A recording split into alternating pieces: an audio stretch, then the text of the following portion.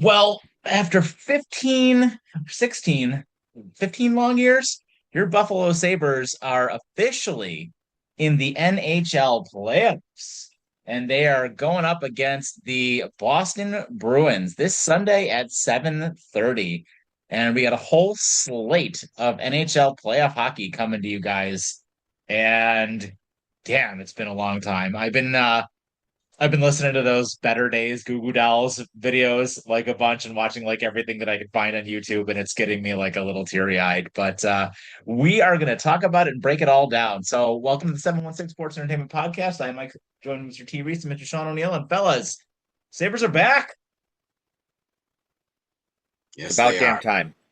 Yes, they are. I was definitely had no interest in the Sabres over probably the last 3 or 4 seasons. I mean, it went from a point of me wanting to watch every single game to I forgot they were even on TV tonight. And to have this turnaround, it's definitely historic. I don't think anyone's ever seen anything like this before. I mean, to go from the last place team to first in hockey, where points are tight. I mean, that was a hell of a job. Now this next step here is the test. I know they got some vets out there. I really hope Carrick can make it into this first game, but they got a nice little mix of veterans and young guys, and I think it's kind of getting overstated that it's their first time in the playoffs. No, only some of them. Only some of them is their first time in the playoffs. You have a lot of vets on this team that have been in the playoffs before. So, I'm not worried about it at all. It's just that, the only thing that worries me is the nerves they'll have coming out into that arena. As soon as they hit the ice, do you understand that roof is going to explode? Yeah, it is. Correct me if I'm wrong, because it's been so long since I've watched the NHL, let alone the playoffs. But it's 2 home games, 2 away games, then back and forth, right? 2-2-1-1-1. Okay. I think that the thing that we all can't forget about this either is that we need to make sure to say thank you to Kevin Adams for putting this team together and be incredibly grateful for the amount of hard work that man did to bring playoff hockey back to Buffalo. So thank you from the jeez. bottom of my heart, Kevin Adams. Oh, jeez. Hopefully that unemployment check gets to you. No, you're right, T. It's God. I mean, we used to watch almost every single Sabres game, like Yeah, we did. religiously, and it's probably been a good 10 years since I really watched any. And it's nice to be able to see them actually seeing success out there and actually having fun on the ice. I mean, I think that's a big thing for me too, just from this season, is you could tell these guys are actually enjoying being out there. It's not just going through the paces like these last couple seasons have been. And I mean, hell, they practically doubled their point total from last season. So it's incredible to me what they did. The fact that all it took was changing upper management because they mid December they were sliding. Like it looked like it was going to be a same old. And then they got rid of the GM and all of a sudden something clicked and they never looked back. No, they really didn't. They went on like it was like right after the middle of December when the GM got let go. They went on a historic run. Like, I mean, at one point in time, they had won something like 35 games and lost like three in Yep. regulation. It was like, or six or something like that. It was unbelievable. Like a historic run to the point that has never been done in They won professional like hockey. 24 in a row. Yeah. It was like, you're right. Something like they went like 27-2 or something crazy Yeah. like that.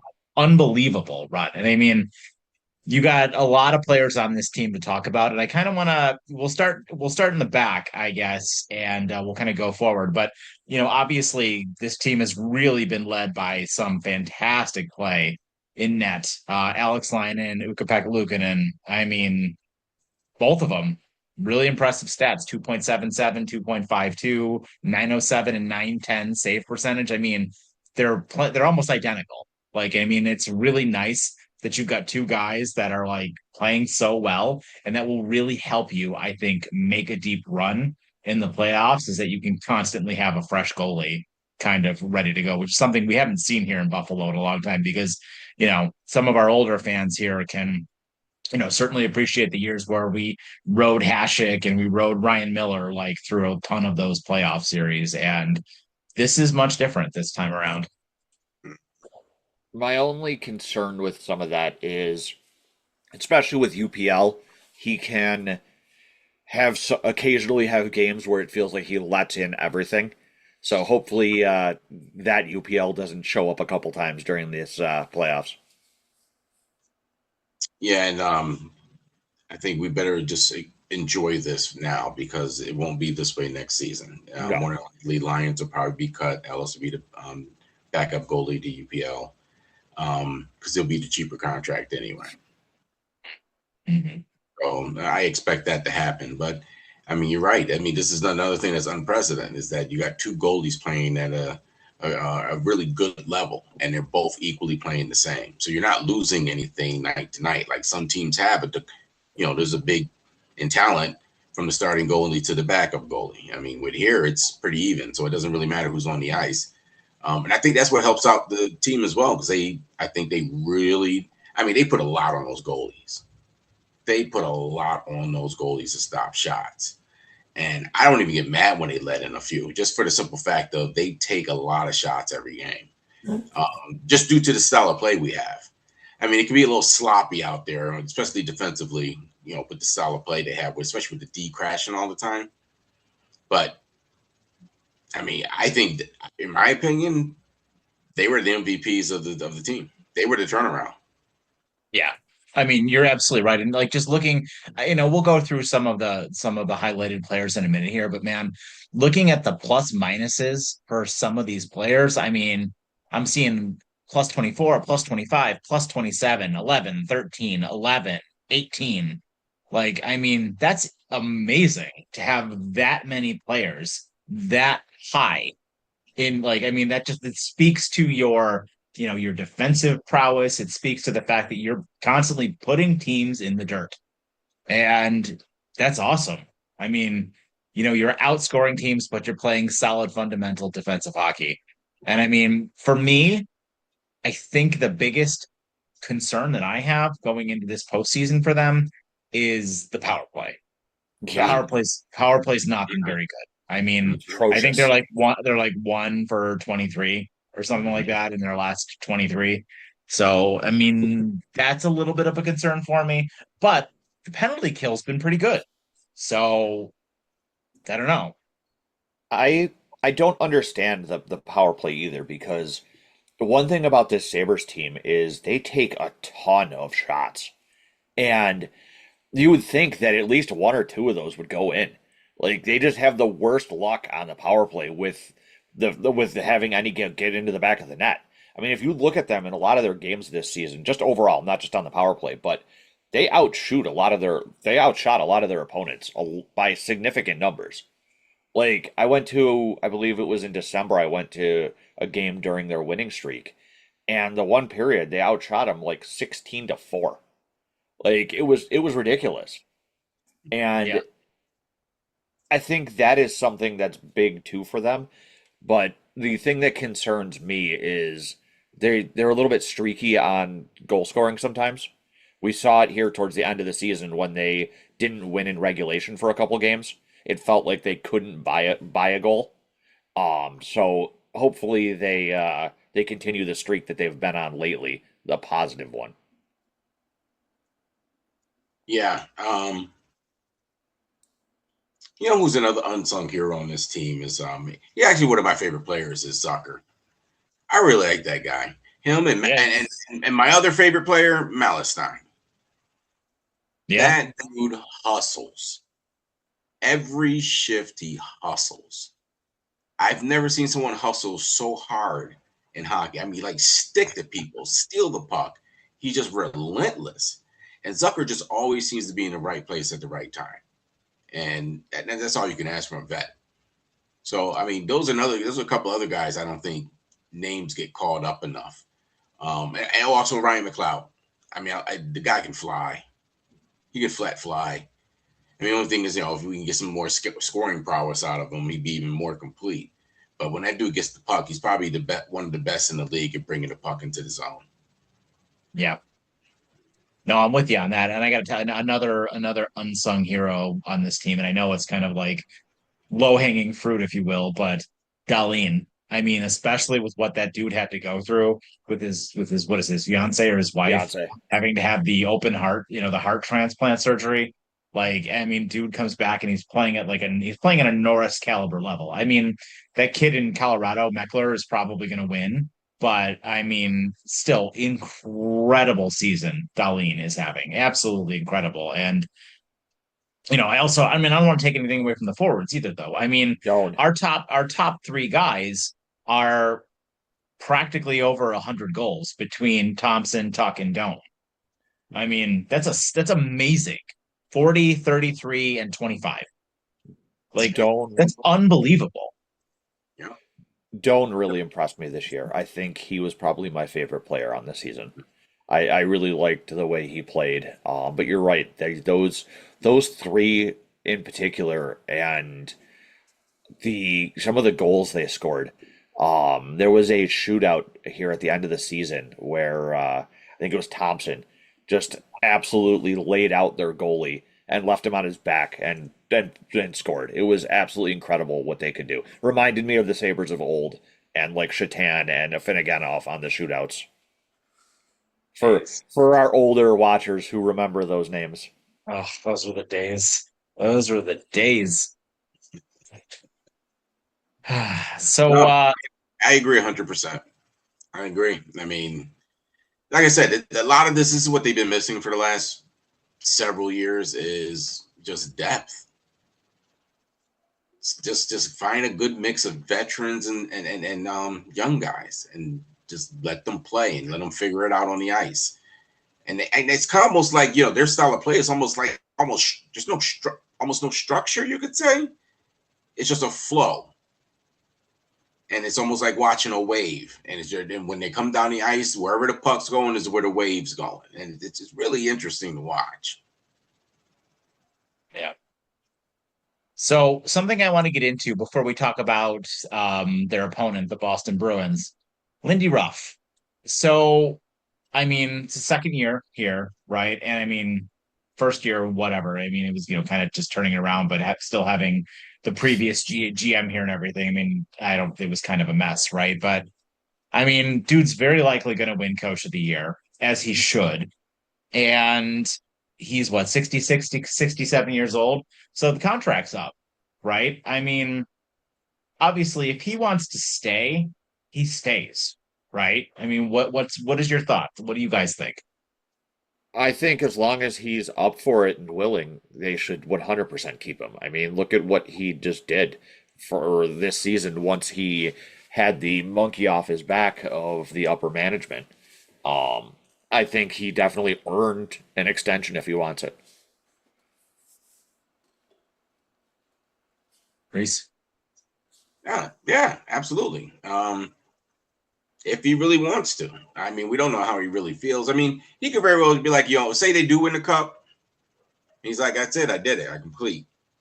I've done everything that I set out to accomplish.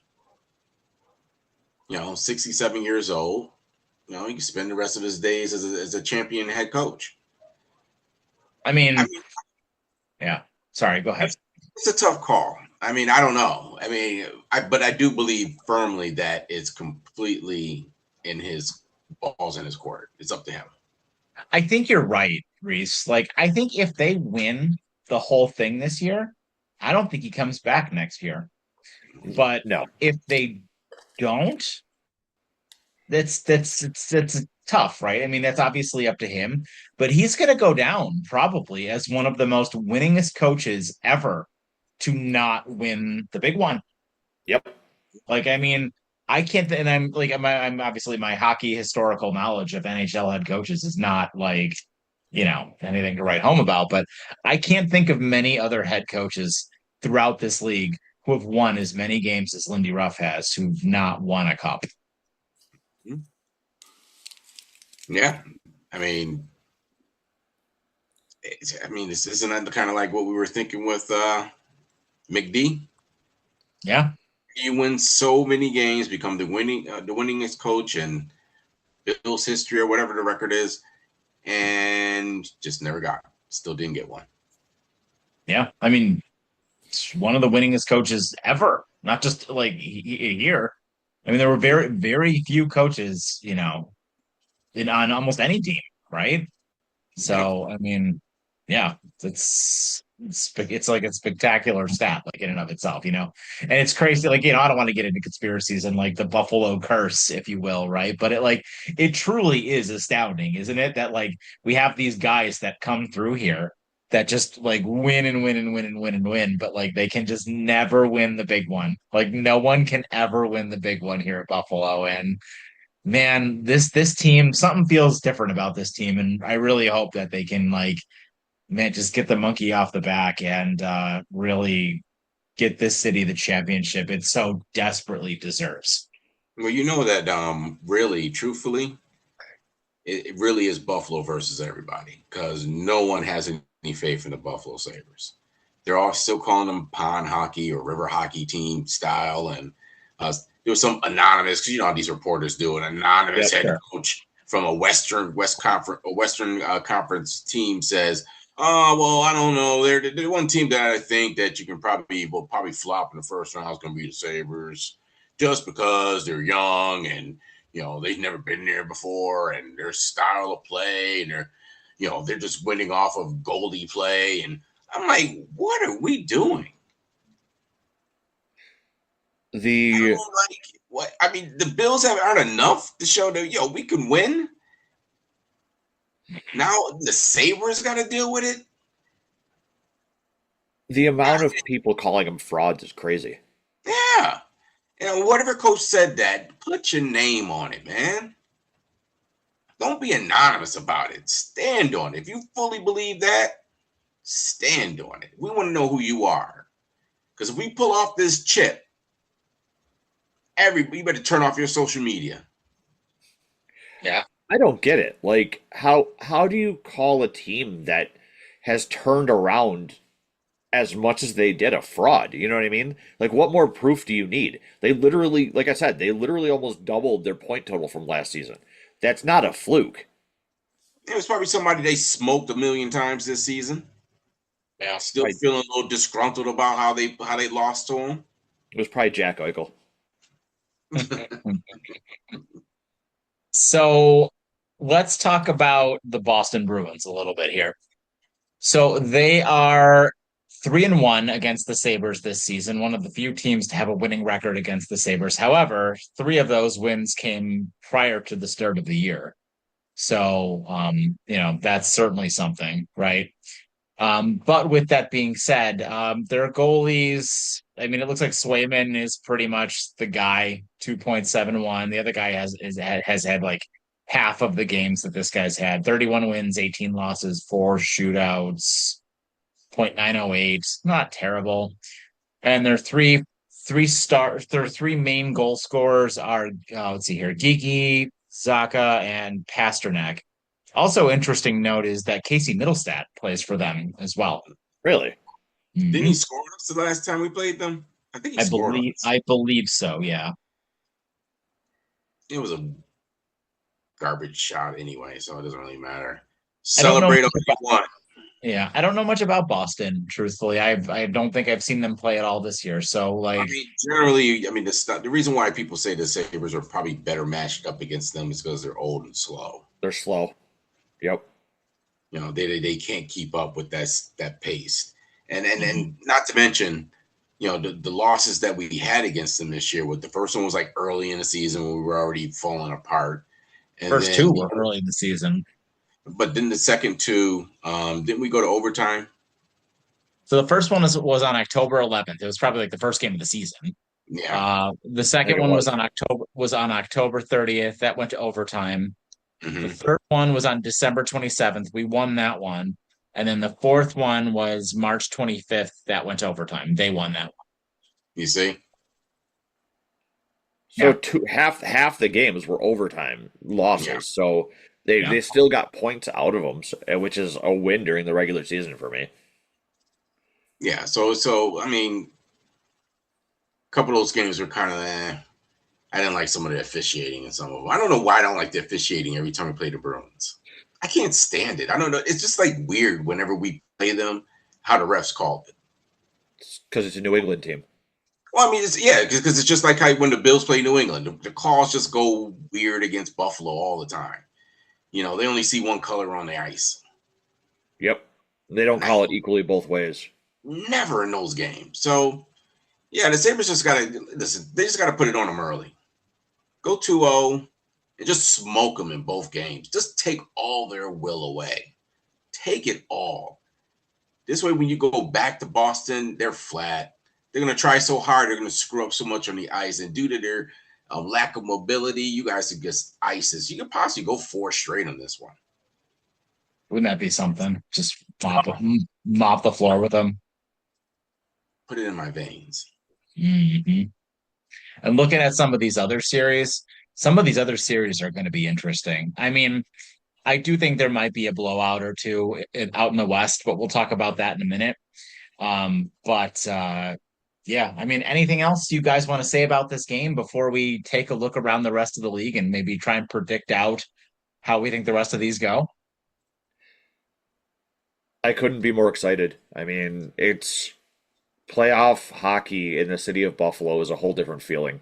And for it to be back after so long, if they win if they come out and win the first game, let alone the first two, this city is going to go insane. What's up with them giving us Sunday at 7:30? By the way, Well, they had to I mean, give it's prime had to give time. I Philly mean, Pittsburgh. the whole country is going to watch it, you know. during WrestleMania, man. You're just going to have to set up 2 TVs like me. Unbelievable. It's going to be I'm like like, just oh, nonstop action. yeah. Because I mean, if we win that game, nobody's going to sleep. No, no, we'll probably get back on here. We're going to get back on here and put some podcasts out. Are you kidding me? And you know what? I got one more thing to say to you. What's the next day? Monday. Monday? What's the date? Oh God. Oh, God. It's going to be a party in Buffalo if we win that first game. It's going to be lit in Buffalo. Literally lit. 420 is going to be lit. I mean, if you don't like the smell of the earth, boy, woo, you better stay indoors. I don't think you're going to be able to go anywhere without smelling it. Oh my goodness. Anyway, before we get canceled, uh, um, so going around the league, let's take a look at the East first. We've got Tampa and Montreal, Carolina and Ottawa, and Pittsburgh and Philadelphia. So I don't know. Give me 60 seconds on those games. First, Reese, and then I'll kick it over to you, Sean. All right. Well, you want me to just take a game? Whatever one you want. You can do all three of them. You can do one of them. We'll go back and forth. Whatever you I'll want go to back do. and forth. I mean, that Flyers and Penguins. Penguins match is very weird to me. It's just such an odd matchup, right? Doesn't it seem kind of odd? But I don't think Pittsburgh has it anymore. I mean, they just barely got in this year. They've had a lot of So do the injuries. Flyers, though. So do the I Flyers. know, but the Flyers are younger, Those two True. teams hate each other. right? And those are younger guys, and Penguins has so many injuries. Crosby didn't to play in the last 10 games? I think he's healthy now, though. Yeah, he's supposed to be ready for the playoffs, but I mean, he hasn't played since I think he's missed like 10 games. It was like at the Olympics he got hurt, wasn't it? Yeah, he got hurt like in the Olympics. He missed the gold medal game. I know that. Yeah, so he hasn't played for a long time. And I mean, 900 we'll years see old. what happens. Huh? Does that mean he's 900 years old? Can he get his walker out on the ice? I mean, you can see the gray in his hair like Ovi. But yeah, Yeah. it's just that's an interesting matchup to me. I mean, it is kind of a toss up. I'm gonna be honest with you. I like the Flyers. I think the Flyers were hotter at the end here. I think they are coming in on a little bit of a better run than Pittsburgh was, but that series has a potential to be an absolute bloodbath with the hatred between those two teams. So hopefully, whoever wins that series comes out so beat up that if they play Buffalo, then we don't have to worry about them. Well, that's Yeah. what I expect from Boston Sunday. By the way, I expect them What's to the try to do the Tampa Bay thing. They're going to try and fight us through the whole game, Probably? I could see a lot of that. Could see a just to lot of slow that. us down, just to slow us down, control the game, do the fighting. Yeah. Gives them an opportunity so that they don't have to keep messing with our speed. They can disrupt our flow. So I expect this to look like a Tampa Bay game. Yeah. Speaking of the Tampa Bay Lightning, they obviously have the Montreal Canadiens. I kind of feel the same way about Boston, the way I do about Montreal. I think Tampa will win that series probably comfortably, maybe like 4-2. I think they'll go up 2-0 and then maybe 2-1, 3-1, 4-2, something like that. I think that'll be over quickly and we'll not go 7 games. Tampa really doesn't impress me that much this year.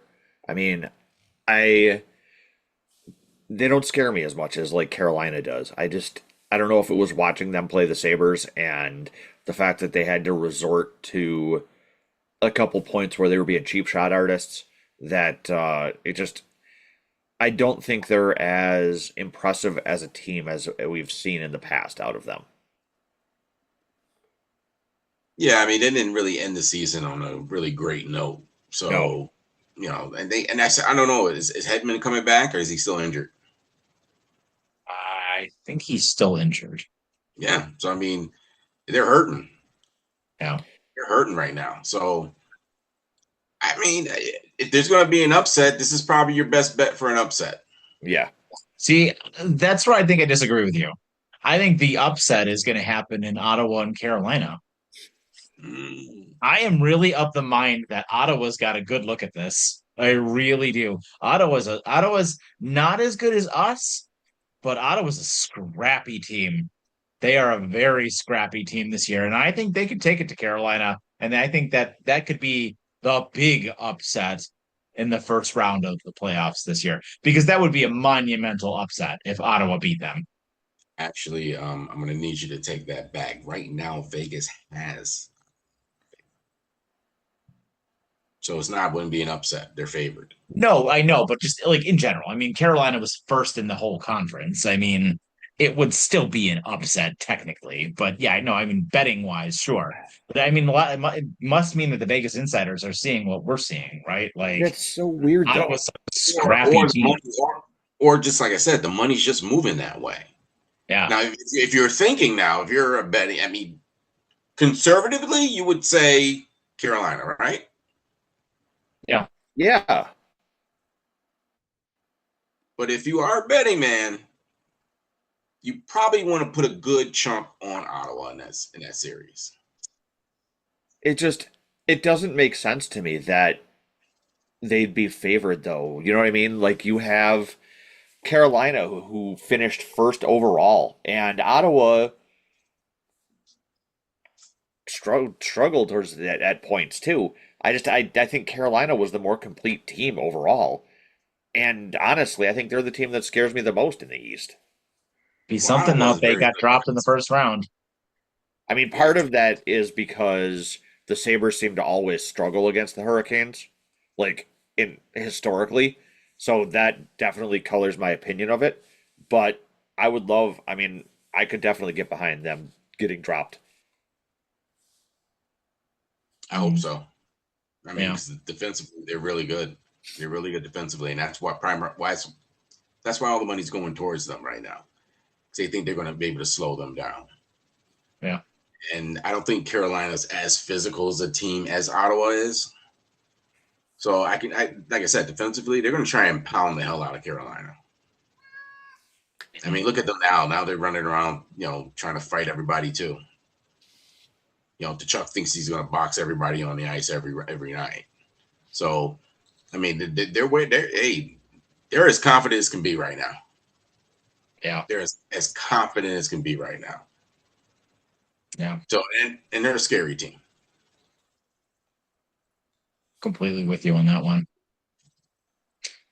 If we go out west, we've got Colorado and the LA Kings. I mean, Colorado's the best team in the league. That's my upset there. I think Colorado's going to blow them out. That's just my pick. I think Colorado wins in 5. I think the Kings win in 7. Wow. What basis do you have for any of these? I think that Colorado's ripe for an upset. I think that they also have the President's Trophy curse to worry about. And I think that that's just my pick for the upset. Well, the President's curse doesn't necessarily mean the first round only. No, but I think that's where it's going to fall if it does. We're going to get back on here when Colorado wins in 4 and just that's fine. That's what I think is going to happen. I will admit that I was wrong if it happens, but I think there's nothing you could put your money on the Kings that they could pull that off. You know what I mean? There's nothing on their roster that you can say possibly if this happens, they can beat them. There's no comparison between the two. It's a gut feeling. I know, I get it. If you're a betting man, you take the gut feeling. But I mean, I just don't see. There's no comparison. It's just not. It's nothing like Ottawa compared to Carolina. The East was way closer than the Western Conference was too. Oh, absolutely. I mean, Colorado's goaltending, both of Colorado's goalies, including their backup, were better than both of the Kings by considerable margin. I mean, listen to this number for their starter, Wedgwood, 2.02 goals against, 0.921, 31, 6, and 6. Like, holy cow. What was their backup stats? 2.51, 0.904. And then listen to these numbers. Nathan MacKinnon, 53 goals. Oh, yes. Mm-hmm. MacKinnon killed it. Neckus 38, Nelson 33, Kelly 21, Lehkonen 21. And then they've got that kid on defense, we were talking about earlier, Meckler, who's going to win the Norris. I mean, like, watch out for Colorado. They're nasty. So, yeah, that'll be a real good one to watch there. And then we've got Dallas and Minnesota. Dallas probably wins that, right? Yeah. Does anybody care? Yeah. The Vegas Golden Knights and the Utah Mammoth. Good on Utah for getting in, I guess. But I think Vegas. Utah. Vegas is probably the better team there. And then last but not least, can the Edmonton Oilers not go 7 games in every single series this year and maybe find a way to win against Anaheim? I don't know, man. I mean, you talk about a team like the Buffalo Bills. Edmonton just cannot finish the deal. Nope. No. Of all the teams in this league. Yeah. In past seasons, it just could not finish the deal. They went 7 games in the finals last year, right? Yep. Mm-hmm. And weren't they up earlier? And the year before that, was it 2 years in a row? They went to the finals, 7 games, and they just couldn't pull it off. They just can't do it, man. You just can't do it. That's why I say in the offseason, the trade needs to be proposed to the Edmonton Oilers to just make everything right in the world of Sabres land. Bring McDavid home where he should have been to begin with. Never gonna happen. That Bob Michael. It's never good, dude. It's never gonna happen. Bob Michael. It's never gonna happen. Like that in no fantasy world is Connor McDavid and that massive contract ever going anywhere else Can a ever. boy can a boy dream? You can dream, but it's not one of those dreams that's going to become a reality, my friend. Just make everything right. He was So stolen from us. he was. They were Stolen. robbed. I have a question for you guys. With the resurgence of the Sabres this year, does that make them more palatable to free agents, in your What do you mean? opinion? What, their success? Yeah, the fact that they turned it around and how they look out there on the ice. Does that make people? Because you remember back when like Briere and Drury wanted to come here, they wanted to come here. The Sabres were a team people wanted to play for at back then.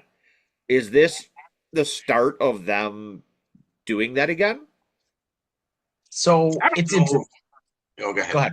ahead. So I was gonna say, so it's interesting, right? Because like one of the things you hear about Buffalo, and a lot of people say this, especially like during the years, these last 15 or so years that they weren't in the postseason. We were one of the biggest markets for watching playoff games for people, like for a city that wasn't even hosting. Like we watched more games than some of the teams that were in the postseason. Like, I mean, this is a hockey town, like through and through, right? And you know, there are, I feel like it's different with players, though, I think. And I feel like, yeah, it has been one good year, but I do feel like there is still kind of a stigma, and it doesn't really work with hockey, right? I mean, Tage Thompson is a good hockey player, but unlike football, right, where you can very easily be anybody and say, I want to go and play with Josh Allen because he's the best player in the world. There really isn't a guy like that in the NHL per se. There's a couple of guys who are really, really good, but I mean, I think hockey's a different sport in that way. And I just don't know if the culture is completely turned around enough because Buffalo, in my opinion, still to a lot of people and the national narrative, right? Like Reese was talking about that earlier. The national narrative is still that this is kind of a loser city, right? So I think if this team were to win the cup, I think completely different animal. But that's just one man's opinion. I mean, Yeah. hasn't that always been people's opinion of Buffalo? Was that this city was always a step down? But it's different with the Bills because of Josh Allen. Like Josh Allen is arguably the best player in the league, second best player in the league, right? I mean, depending on who you talk to, and almost undeniable, even with the biggest cynics in the world, he's third best player in the league. I mean, he's one of the best football players in the league at the most important position, right? In a huge game, in a game that's 100 times bigger than hockey, right? And I mean, it's very different. That's what would drive people to want to come here because they feel like they can win with him. Does Tage Thompson really do that for you? I don't know. You know, sorry, Reese, Well, go ahead. no, it's all right. I mean, you said everything I was going to say. I mean, that stigma is still there, and that's the whole point of me bringing it up before is that it's Buffalo versus everybody, like it always is. Hmm. Hmm. So I want Bills Nation, Sabres land. I mean, we got to turn it up. I mean, this is we hope for all we know, this could be just our only shot. This could be just a one off. So let's just win it. Yeah. Let's just win it. It's the only, I mean, 16 years, man, 15, 16 years. Good Lord. Now I feel like a real relief has been lifted off of this city. Yeah, no doubt. Now if they could just put up a better arena for hockey, all will be right. All will be right. Man, I be Yo, seeing some, man. yeah, They be squished in them seats, boy.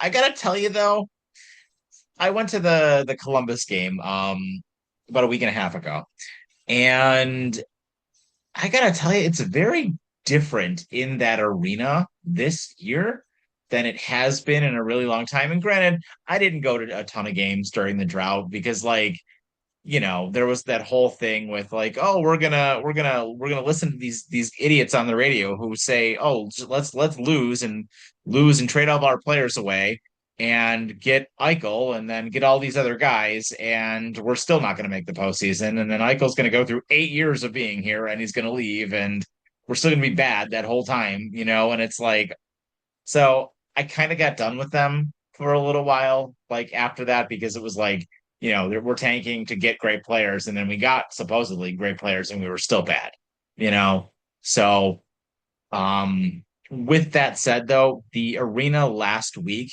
it had a very different feel to it. Like there were chants, it felt like a party. For those of you who are local, it kind of felt like a Bandits game a little Yeah. bit, where it's like, people are singing songs and chanting, and it felt like a party. It didn't feel like it did during those drought years where it was like you could hear a pin drop in there, and that's something special. That really is something special. And I think Reese, you might have mentioned this at the start of this. It's gonna be rocking. It's gonna be rocking in there on Sunday evening. Yep. Let's get that first win. This city is going to lose its mind. Like I said, this is just reminiscent of the Bills, isn't it? Mm-hmm. The year they broke the drought. Yeah, but it's just like all of a sudden, boom, now they're good. Yeah. Out of nowhere.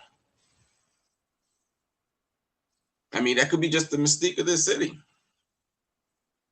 But yeah. But getting back to your question, Sean, I do think that we haven't quite got there yet. Maybe for some players, I don't think there's any superstars in the league that would say they would want to come to Buffalo. Maybe a tier down from that would be willing to come just because we made the playoffs, and depending how far we go, they ultimately chose us because of that. So it's still there. I don't think anything changed really all that much after this, unless we win the cup. Okay. Yeah. And I think I'm with you. So anything else you guys want to add before we close out for today? Let's this is a great weekend, people. It's not very often that we're going to be able to have WrestleMania and Sabres playoff hockey on the same day. It's been a long time since we've got to talk about both of these. We did not have a podcast that many years ago. I don't even think I knew what podcasting was that many years ago. Dude, you're going to have houses with multiple TVs on. Yeah. That's going to be all cool. over the city. Really, really. People better watch out. It's probably selling out of TVs right now. People better watch out. The Sabres on the warpath. Sabres on the warpath. All right.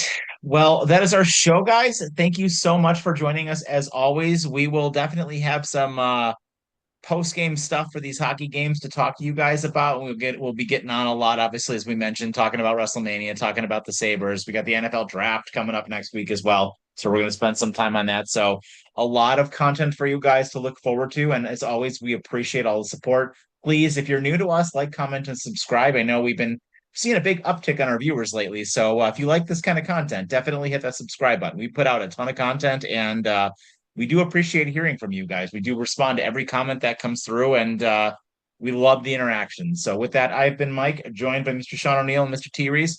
Have yourselves a fantastic evening, and take care.